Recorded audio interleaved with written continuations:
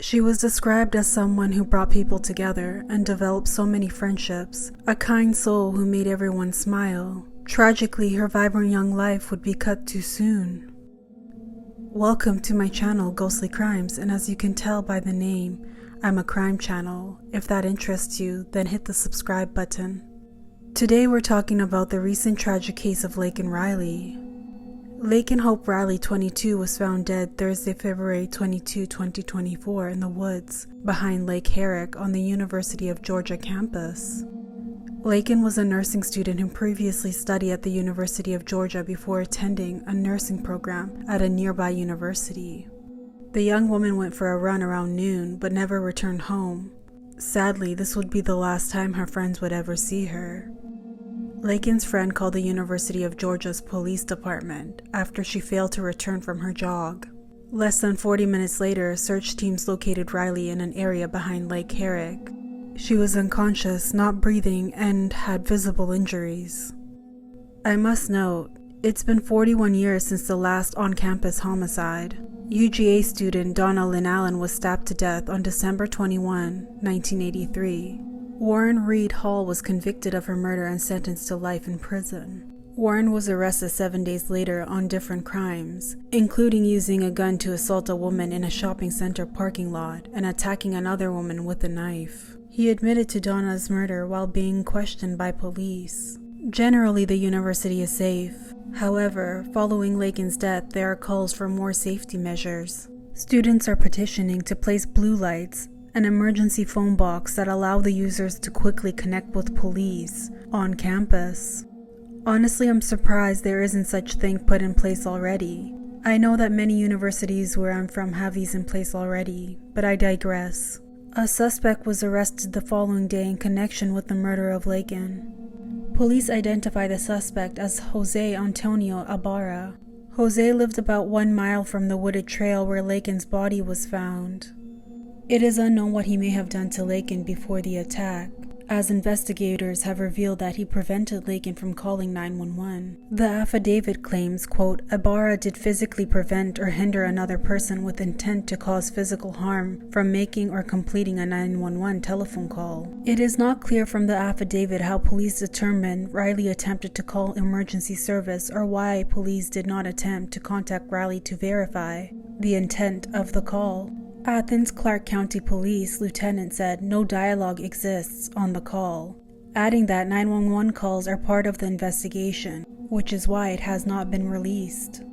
Now, just my opinion, but there is a possibility that Jose did something prior to the attack that made Laken uncomfortable. It is likely that Jose was met with resistance. Maybe he wasn't expecting a fight, but out of fear he resorted to murder. Autopsy reports indicate that she died from blunt force trauma and that he disfigured her skull by hitting her with a blunt force object. What that object may be is unknown. An investigation also alleges the suspected killer concealed Riley's death by dragging the victim to a secluded area.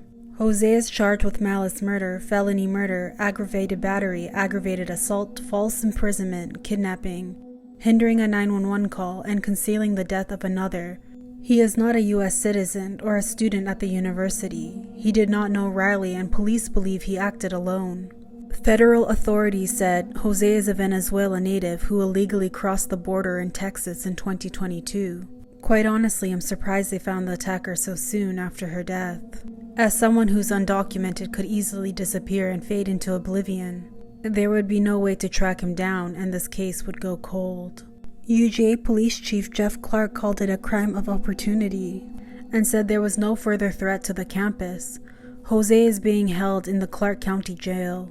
Recently, Jose's brother Diego Ibarra was indicated in Macon and is charged with 1 count of possession of counterfeit immigration documentation. If convicted, Diego faces up to 10 years in prison, followed by 3 years of supervised release and a $250,000 fine. Jose has 2 previous encounters with law enforcement. He was also arrested last August in New York for acting in a manner to injure a child less than 17 and has a motor vehicle license violation, but he was released before a detainer could be issued.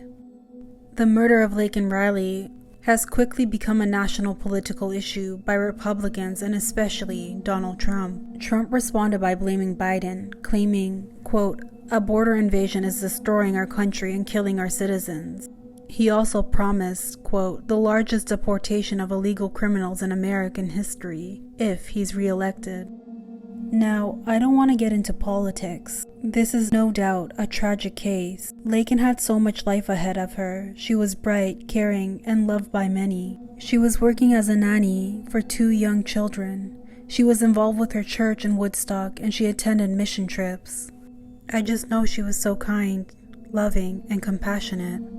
Laken's stepfather, John Phillips, said on a GoFundMe page that Riley was an amazing daughter, sister, friend, and an overall person in general. He also said they plan to use part of the money from the fundraiser to establish a scholarship in her name and promote, quote, "homicide awareness and safety for women." As of recent, the GoFundMe page has raised more than $200,000. I'll link that down below. The investigation is still ongoing, and in the meantime, I hope Laken's family and friends could find some peace. Thank you for dropping by. Don't forget to hit the subscribe button. And as always, take care and stay safe.